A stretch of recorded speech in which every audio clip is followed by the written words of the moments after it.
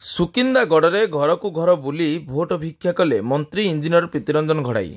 ବିଜୁ ଜନତା ଦଳ ପକ୍ଷରୁ ମନ୍ତ୍ରୀ ଇଞ୍ଜିନିୟର ପ୍ରୀତିରଞ୍ଜନ ଘଡ଼ାଇ ନାମାଙ୍କନ ପତ୍ର ଦାଖଲ କରିବା ପରେ ସୁକିନ୍ଦାଗଡ଼ରେ ବୁଧବାର ଅପରାହ୍ନ 5 ଘଟିକା ସମୟରେ ପ୍ରଥମ ଥର ପାଇଁ ଘରକୁ ଘର ବୁଲି ଭୋଟ ଭିକ୍ଷା କଲେ ମନ୍ତ୍ରୀ ଇଞ୍ଜିନିୟର ପ୍ରୀତିରଞ୍ଜନ ଘଡ଼ାଇ।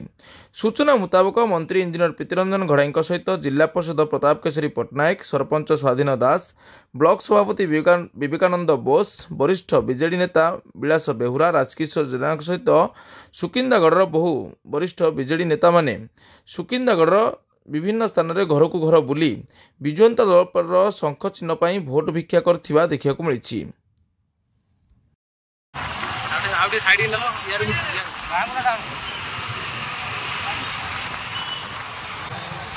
ଲାଇଟ୍ ଟା ପଡ଼ିଛି ଦୁସୁନି।